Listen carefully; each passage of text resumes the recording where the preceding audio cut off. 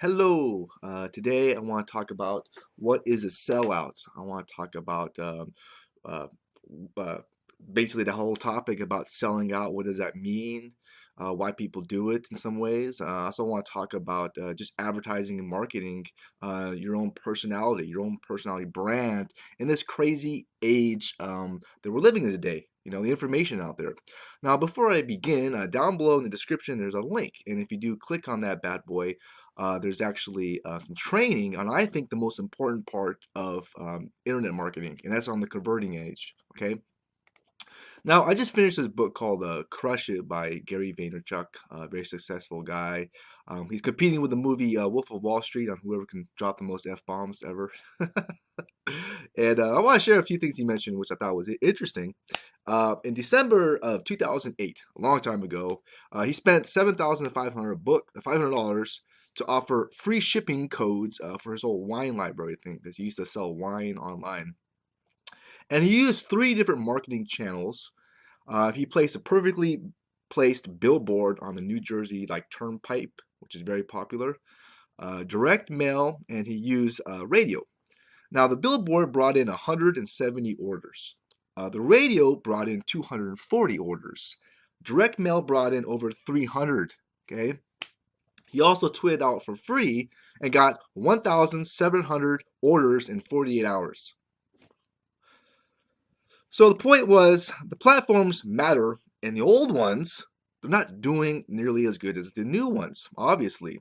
The world is moving. It's moving very fast, and things are quickly getting outdated. Maybe you agree, maybe you don't, but I like to think we're all pretty much in business for ourselves, okay? We're all, doing that. And we all have like a personal brand, and that's very important, you know?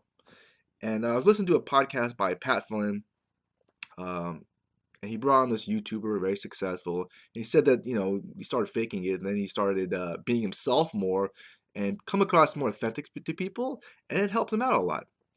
And I kind of, that makes sense to me in a lot of ways. If you're selling your personality, because that's what people buy into, I was thinking about Oprah. Oprah, right? I don't really watch Oprah ever, but for some reason I like Oprah. I don't know why. I'm like, why do I like Oprah?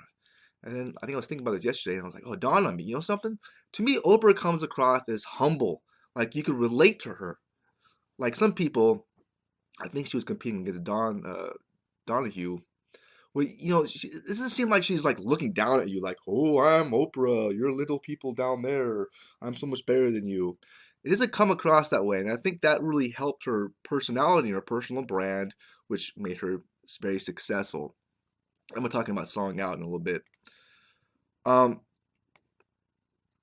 and I'm seeing a lot of these videos. I follow a lot of people on YouTube as well, and like drop shipping. They do all these fancy cars, and they got bling bling. You know what I'm saying? And my question is, do you need super duper graphics? Do you need a bunch of bling bling to be successful? Does that really help? You watch some channels and they have like some graphic in the beginning or something, and they're like, I don't want to watch this damn graphic. I don't know. I think that way. And yeah, I don't know. I mean, I think it maybe in very small cases it helps, but I think in the most part it doesn't. I really don't. I think it's all. I remember Gary said one time at V, which he said was good, which was quality is mostly about your ego, and I think there's a lot of truth to that. Kind of like you wear fancy clothes or fancy cars, so for your own ego, but nobody gives a shit really. I don't think. Another example of this is Tom Hopkins. He's very successful in selling real estate. I used to read some of his books back in the days, but he used to drive around on a motorcycle to properties. That's pretty funny. And he had his old prom outfit on because that's who he was at the time. He wasn't trying to, fake it or some shit. And it actually helped him in some ways. It made him different. And there's a term called differentiate or die. It actually really helped him in a lot of ways. So, do you have to fake it to make it? It's a good question. What do you think? I'm leaning toward you don't really have to fake it to make it. It's actually better to be authentic. And I'll give you another example of myself. In all my own life, I used to live in Texas, in Houston. I applied at this fancy dancy restaurant, like a super fancy one. And I'll get an interview with a big wig, and he was talking about wine and shit. So I was like, man, I'm not gonna bullshit you. I don't know shit about wine. I don't know shit.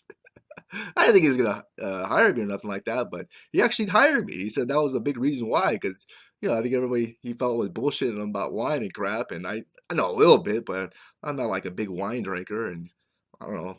It's actually better in some places not to know shit, because then they can mold you right to how they want you. So that was interesting. So not really faking it. All right, now back to the book, Crushing It by Gary V. He mentions that if you watch like an engineer talking about engineering and it's boring, because boring's not good, one of three problems is happening. He's talking about the wrong topic, he's using the wrong medium, or both. That's what it comes down to, he says. What do you think? So to me, if someone's talking about the wrong topic, their heart's not into it, or maybe they're not congruent. They're kind of faking it. They're kind of selling out, and you can tell this dude's bullshitting, man. And you go like, I'm not into this. You can kind of tell. I mean, people are smart. They could read people pretty good, and that's why I think video is a really good thing, because you could read more into who somebody really is through video than through words or audio in a lot of ways. I don't know. I think there's a lot of truth to that, because communication is not just words; it's also body language and voice tone, all kind of stuff. So maybe his medium is writing, and he's really into like baseball. So then, if you wrote about baseball, it would work a whole lot better. I don't know. What do you think? Yeah, to me, it kind of makes some sense. So to sum everything up, to make it simple, the mediums that worked in the past may not work in the future, not nearly as good. Okay, so it's like evolution. You have to evolve with the times, and I know it sucks sometimes, but hey, I sometimes I learn from people who are 18 and 19. I mean, I'm always learning. So maybe YouTube next year will die to Facebook, because Facebook's coming up with some YouTube videos, and I know YouTube's getting even more competitive, because I did YouTube videos like 3 years ago and it was super easy. Now it's even more harder. In fact, before that, I was writing articles on easy articles, and I was like, damn, this shit's easy. And that shit died. Nobody can read articles on easy, right? So, where people put their attention is changing. Second, it's better to be on the right topic. This is really a challenging one as well, finding the right thing that you're into and the right topic. Um, and what I do is kind of I like to learn about shit that, whatever's interesting me at the time. That's what I'm into. It's kind of selfish. Like, I'm into this shit right now, so I'm talking about it. And then I look for the traffic in it, where I can make money. I don't really care too much about the money as much. A lot of marketers find the demand, then figure out the product. So it's a very that's another whole can of worms there, right? I mean, holy shit. Is that selling out? I'm leaning towards, if you're doing something just for the money, you're kind of selling out. That's my whole definition of it. I mean, what do you think? Am I wrong? I don't know. And I was reading the book, I read a lot too, but Tribe of Mentors by Tim Ferriss, and he brought on this guy that I believe he was partnered with Gary Varynershuk on his old VaynerMedia company, and they want to do a commercial about some product.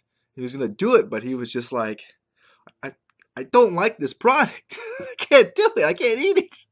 It's for a lot of money, man. And he's like, I can't do it.